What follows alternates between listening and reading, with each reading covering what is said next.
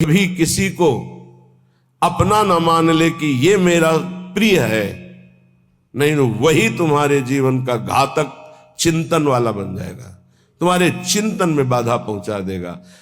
ये माया पहले झुक के आती है, क्योंकि अगर सीधे युद्ध का चैलेंज दे के आवे तो साधक कभी परास्ती नहीं हो सकता, क्योंकि भगवत पार्षद है।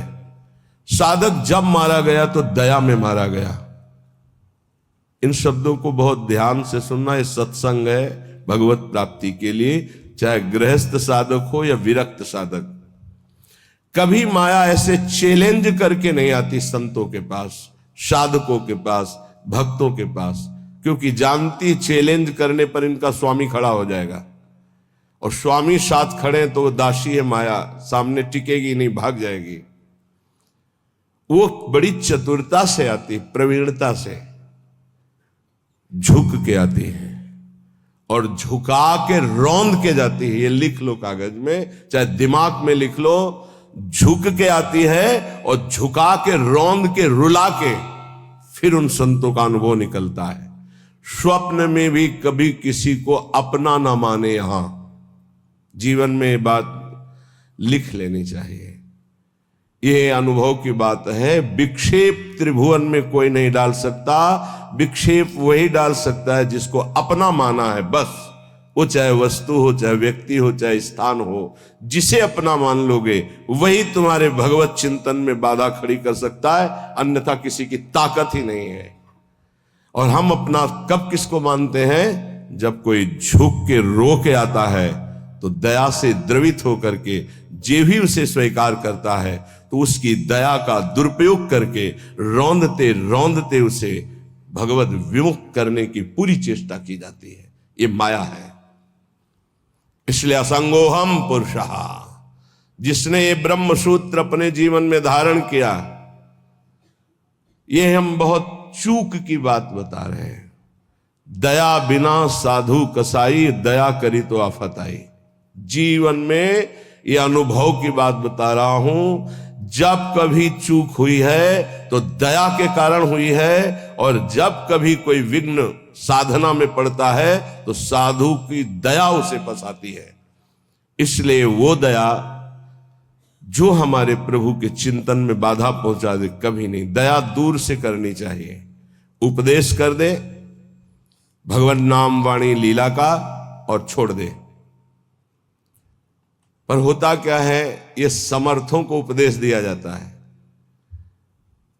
जिनको अपने बल से उठाकर भगवत प्राप्ति करानी होती है उनको उपदेश नहीं दिया जाता, उनको गोद में लेके चला जाता है। पर ऐसे गोद में लेकर चलने के लिए चाहे अपनी दुर्गति हो जाए पर उनकी दुर्गति ना होने पावे, ऐसा स्वभाव संतों का, तो उनको दुख भोगना पड़ता है। यद्यपि उनकी महानता है पर उनको दुख भोगना पड़ता है। ये संसार उनको रुलाता है, ये संसार उनको पीटता है, ये संसार उनको मारता है, संसार उनके शरीर को नष्ट कर देता है। कितने उदाहरण हैं। अगर साधक निर्विघ्न परमात्मानंद में स्थित होना है तो दया किस पे करनी है? किसी पे नहीं। क्यों? क्योंकि सब भगवान का स्वरूप है। हम खुद दया के पात्र हैं। सब हम पर दया करें, हाथ जोड़ के त्रणादपि सुनिचेन तो निकल जाओगे। और अगर गुरु बने दया करके परम पद प्राप्ति कराने के लिए, तो उदारता है, ये उसका स्वभाव है। पर रो के यहां से जाना पड़ेगा, पिट के यहां से जाना पड़ेगा, और नाना प्रकार के प्रहार को सह के जाना पड़ेगा। ये बहुत आंतरिक बात कह रहा हूं, अगर समझ पाओ तो समझ लेना, नहीं आगे माया समझा देगी आपको। सिर्फ अपनी बात मनानी, उसकी बात नहीं माननी। सिर्फ अपनी निष्ठा में रहना है, उसकी तरफ झुकना नहीं, तो बात बन जाएगी, अन्यथा नहीं बनेगी। अगर ये रहा कि मुझे अपनी बात बनाने के लिए मुझे इसकी बात माननी, तो ध्यान रखना जीवन भर पछताना पड़ेगा, जीवन भर रोना पड़ेगा, और उसका कल्याण हो कि नहीं फिर संशय हो जाएगा। क्योंकि श्रद्धा शासन से प्रकट होती है, दुलार से नहीं। श्रद्धा कभी किसी की सुरक्षित रखनी है, उसकी श्रद्धा बढ़ानी है तो कभी किसी को दुलार ना करे, ये गांठ बांध ले। आप इस भाषा को नहीं समझ पाएंगे, लेकिन इसको मान लोगे तो जीत जाओगे माया पर।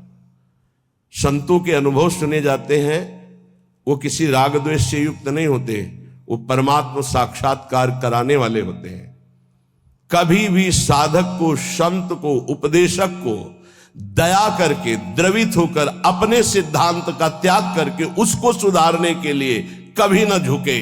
अगर अपने सिद्धांत से उसका उद्धार होता है तो ठीक है, अपने सिद्धांत को त्याग दिया तो जीवन भर पश्चाताप रहेगा और सामने वाले का उद्धार नहीं हो सकता। ये खूब सूक्ष्मता से रात रात भर भगवत चिंतन करके उसका अनुभव कि उपासक की ये गलती हो जाती है।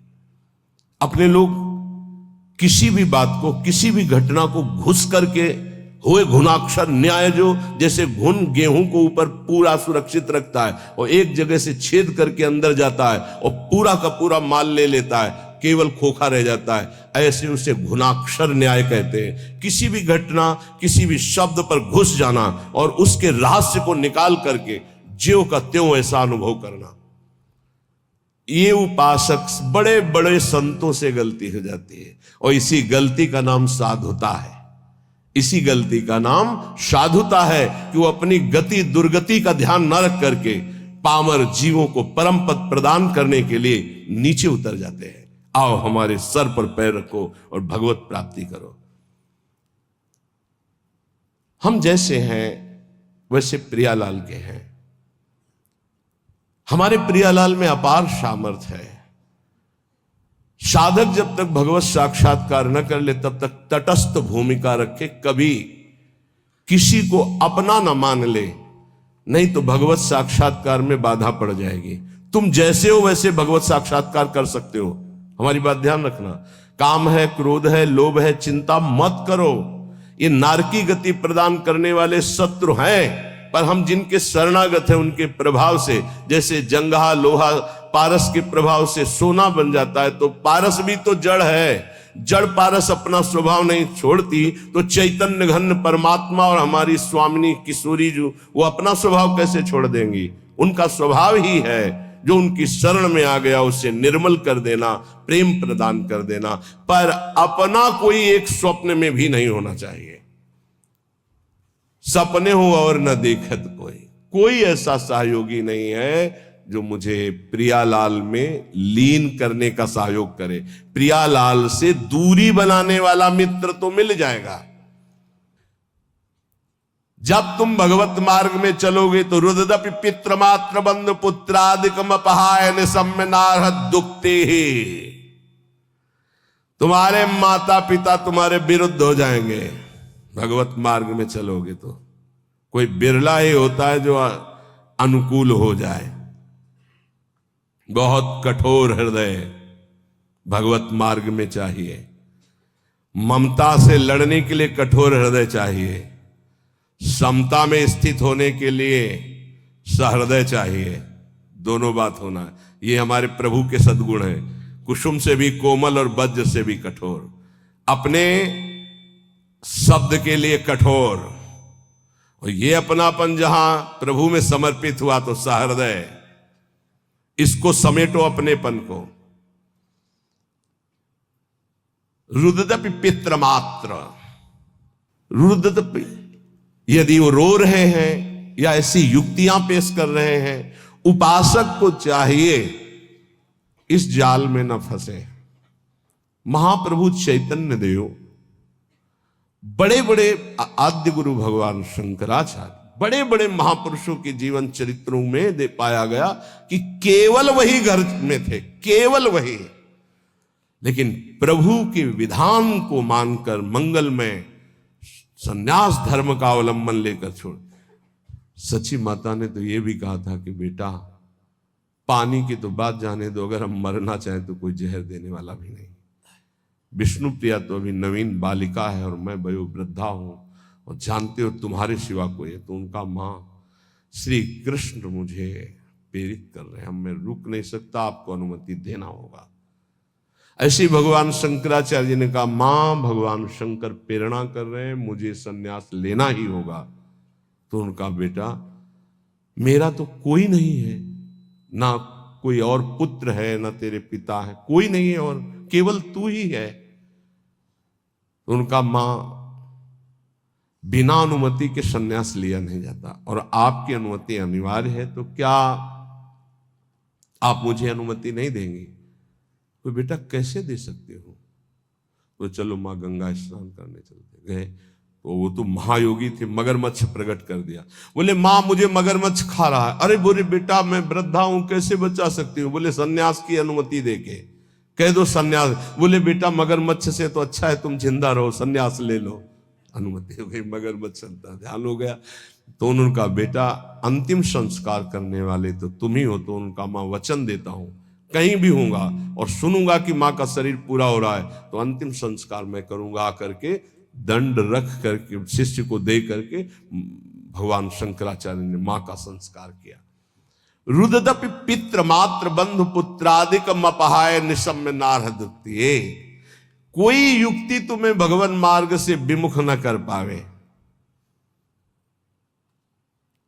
बड़े प्रलोभन, बड़े भय, कमर कस के चलना इस मार्ग में। श्रीपाद कह रहे हैं हृदय परम कठोरताम दधानो द्रुत मवलोकय कृष्ण केलि कुंजम।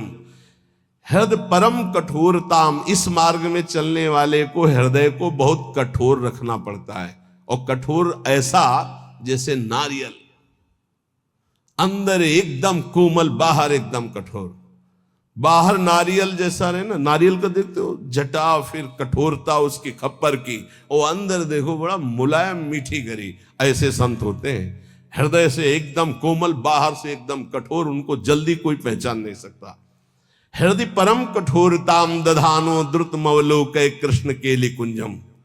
यदि तुम मेरी ये बात मान गए और हृदय को कठोर कर लिया और ममता का त्याग करके निरंतर भजन किए, तो इसी जन्म में तुम श्री कृष्ण केलि कुंजम, श्री कृष्ण केलि कुंजम क्या, राधा केलि कुंजम, हाँ श्री राधा केलि कुंजम प्रवेशम, प्रवेश हो जाएगा श्री जी की केलि कुंज में। ये संपूर्ण वृंदावन राधा केलि कुंज है, प्रियालाल की केलि कुंज है। मान जाओ, हम ये नहीं कह रहे कि हमारे भाव कहने का कि आप सन्यास ले लो, नहीं ये नहीं कह रहे। हृदय को मोह ममता रहित करके उन्हीं के बीच में रखकर उनकी सेवा करते हुए खूब भजन करो। बोले तुमने क्यों नहीं किया? हमारे भाग्य में लिखा था। ये तुम्हारे लोगों के भाग्य में लिख दिया है। किसने लिखा है? ब्रह्मा ने नहीं लिखा, गुरु ने लिखा है। ये ब्रह्मा के लिखे भाग्य से नहीं। कुंडली देख लो अपनी, निकलवा लो कुंडली, उसमें लिखा हो कि बाबा जी बनेगा तो हमें बताना। ये गुरु भाग्य बदल दिए। ये संत जन जहां जाते हैं ना, नारद सिख जे सुनहि नर नारी, अवसि भवन तजी होहि भिखार। संतों को भिक्षा देने का मतलब जानते हो? संचित कर्म, क्रियमाण कर्म सबका नाश और महाभागवत पदवी प्रदान कर देना।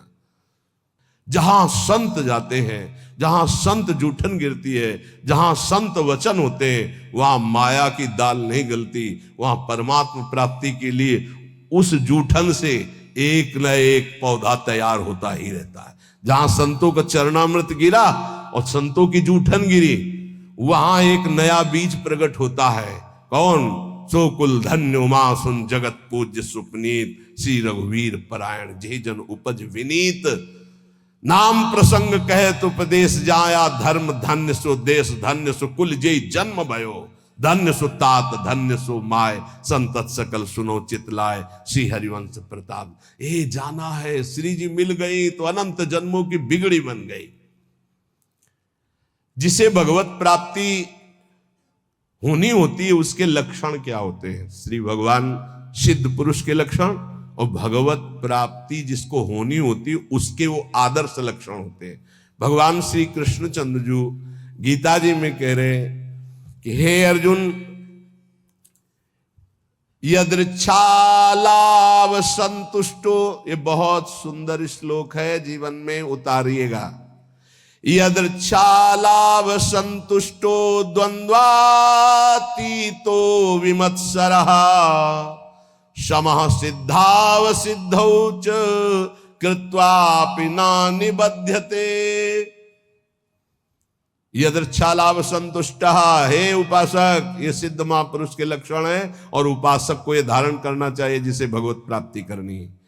यदृच्छालाभ संतुष्ट, हम जो साधना कर रहे हैं, चाहे गृहस्थ धर्म से युक्त होकर चाहे विरक्त धर्म से युक्त होकर, यदृच्छालाभ संतुष्टो, अब भगवान की इच्छा से सुख दुखे समय कृत्वा लाभालाभो जया जयो, जय हो या पराजय, लाभ हो या हानि, सुख हो या दुख, संतुष्टायन के नवा, मुझे संतुष्ट रहना, प्रसन्न रहना है सुख और दुख में, लाभ और हानि में, जय और पराजय में। ये हमारी साधना की कसौटी है। साधना में पराजित हो गया और शांत है, यही तो साधुता है। यदृच्छा लाभ संतुष्टो, हम फल प्राप्ति का उद्देश्य रख करके अगर साधना करेंगे तो हम विक्षेप को प्राप्त हो जाएंगे। ध्यान देना, हमको समता पर ध्यान देना है, यह है साधना का फल, और इस पर ध्यान प्राया नहीं। समता का क्या मतलब?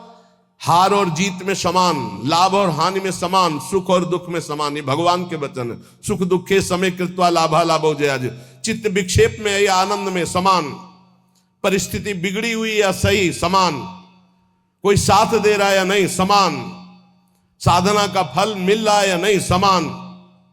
अरे 20 साल हो गए अभी वही काम क्रोध लोभ, समान वृत्ति, विक्षेप नहीं, शांत। यदच्छा लाभ संतुष्टो द्वंद्वातीतो विमत्सरः, बहुत अमृत में। हम साधना कर रहे हैं, अनुकूलता मिले या प्रतिकूलता, लाभ मिले या हानि, मान मिले या अपमान, स्तुति मिले या निंदा, विकार है या निर्विकार, पर हमारी स्थिति में फर्क नहीं पड़ेगा, हमारी निष्ठा पे फर्क नहीं पड़ेगा, हमारी श्रद्धा पे फर्क नहीं पड़ेगा। यदृच्छा लाभ संतुष्टो, पकड़ो पकड़ो इस बात को, अभी आनंदित रहोगे। हमें मतलब है नहीं अपने हृदय से, क्यों नहीं मतलब है? हमने दे दिया ना प्रभु को। बोले हमारा मन शांत नहीं, तो तुमने दिया क्या? यार किस तरह झूठे दानी हो। शरणागति तो यही से होती, तनुवांग मनोभिरमलई सोहम तयुवाश्रिता, शरीर मन वाणी कर्म प्राण सब कुछ प्रभु को समर्पित, मैं सहित।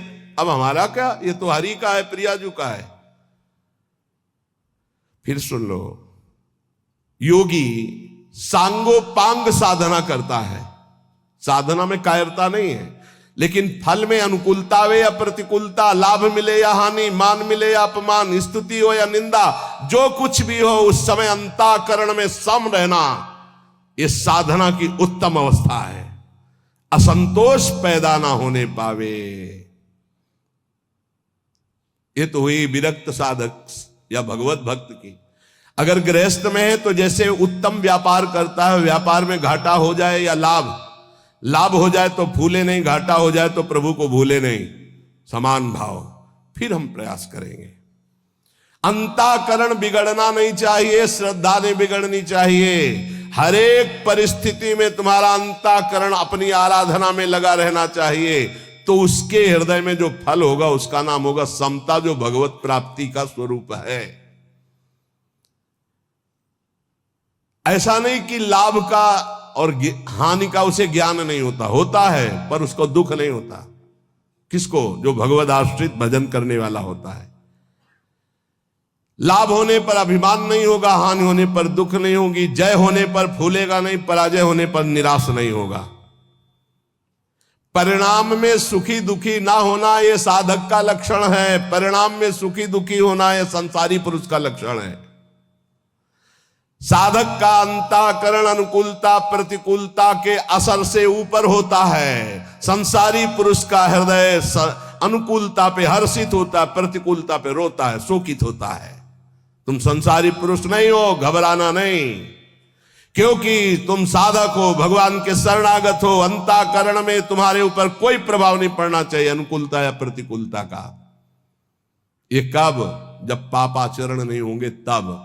पापाचरण होंगे तो केवल बातें सुनोगे, इसका प्रभाव पड़ेगा। यदृच्छा लाभ संतुष्टा, जैसे प्रभु तुम्हें रख रहे, जोई जोई प्यारो करे, सोई मोई भावे। देख लो, प्यारे हराना चाहते तो हम जीतना क्यों चाहें, हम राजी है। प्यारे दुख में रखना चाहते तो हम सुखी क्यों होना चाहें, हमें दुख वो सुख से भी बढ़कर है जो हमारे प्यारे हैं। बने तो रघुबरते बने, और बिगड़े तो भरपूर। हम उस बिगड़ने पर भी सुखी हैं क्योंकि प्रभु के विधान से हो रहा, मैंने थोड़ी सोचा है। यदिच्छा लाभ संतुष्टा, पहला बैठा लो, किसी भी स्थिति में विचलित नहीं होना, किसी भी स्थिति में नहीं, ऐसा नहीं होता। लाभ हो या हानि हो, अनुकूलता हो या प्रतिकूलता हो, मान हो या अपमान हो, निंदा हो या स्थिति हो, समान भाव रख के तब माना जाएगा इष्ट प्रेम या गुरु प्रेम। जोई जोई प्यारो करे, सोई मोई भावे। ये कोई सरल भाव नहीं है। प्यारे ने कैंसर दे दिया, भावे गाओ, जोई जोई प्यारो करे, सोई मोई भावे। अनुकूलता में तो सब गाते, जोई जोई प्यारो करे सोई, प्रतिकूलता में गाओ, जोई जोई प्यारो करे सोई मोई। आगे कह रहे द्वंद्वातीतो विमत्सरहा, जो भगवान का भक्त होता है उस पर किसी भी द्वंद्व का प्रभाव नहीं पड़ता, सिद्ध महापुरुष पर। पूज्यपाद श्री उड़िया बाबा जी महाराज, प्रभुदत्त ब्रह्मचारी जी ने बहुत बड़ा संत संगोष्ठी रखी थी, जिसमें हरि बाबा और उड़िया बाबा भी पधारे थे। तो उस समय एक सन्यासी महान जो भारत में यश प्राप्त किए हुए थे, उनके गुरुजन, सिद्ध महापुरुषों की स्वाभाविक यश कीर्ति होती रहती है, तो उससे जो भगवत तत्व के ज्ञान होना और भगवत तत्व का बोध होना, इसमें अंतर होता है। तो भगवत तत्व के ज्ञानी थे वो, पर भगवत तत्व बोध संपन्न महापुरुष तो उड़िया बाबा थे। उन्होंने बस समस्या इतनी थी कि हरि बाबा जब घंटा बजाते थे तो सबसे पहले ओ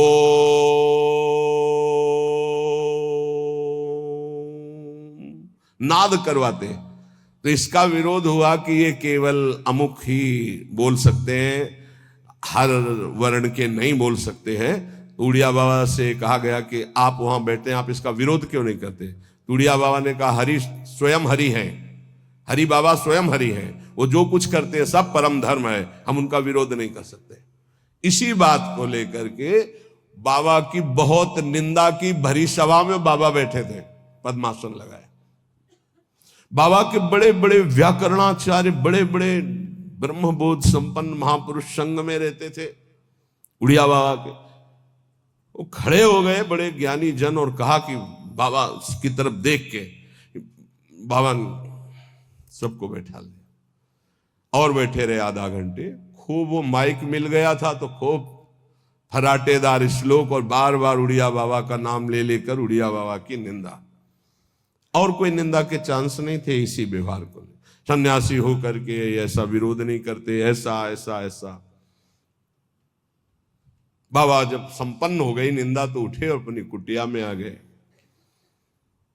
सब शिष्य जन जो और मित्र जन जितने थे सब, बाबा आपने रोक क्यों दिया उनके, तो हम मुख बंद कर देते, ऐसी नहीं। बोले देखो यही सत्संग सुना तुमने, यही आज तक हमारे संग का फल रहा कि तुम उनका मुख बंद कर।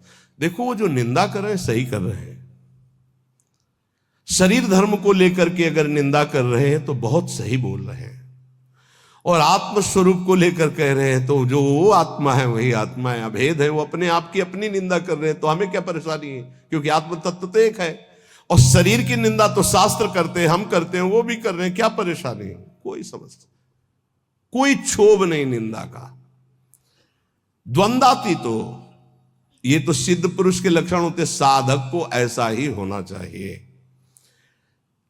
अगर हमारी कोई निंदा करता है तो हमको बिल्कुल ऐसे रहना है जैसे कोई हमारी प्रशंसा करे तो हम कैसे रहते हैं। प्रशंसा में हम तटस्थ रहते हैं, हृदय में हर्ष नहीं होने देते। तो निंदा में हमें तटस्थ रहना, हृदय में शोक नहीं होने देना। ये द्वंद्व है, निंदा और स्तुति। ऐसे ही मान अपमान में, ऐसे ही अनुकूलता प्रतिकूलता में, ऐसे ही सुख दुखादि में, तो ऐसे ही जन्म मृत्यु में आप द्वंद्वातीत अवस्था को प्राप्त हो जाएंगे। ना आपको मृत्यु का भय होगा, ना जन्म का भय होगा, क्योंकि आप जीवन मुक्त हो जाएंगे। भक्त द्वंद्वातीत होता है। और विमत्सरा, ये बहुत बड़ा दोष है, ये दोष बहुत बड़ा है।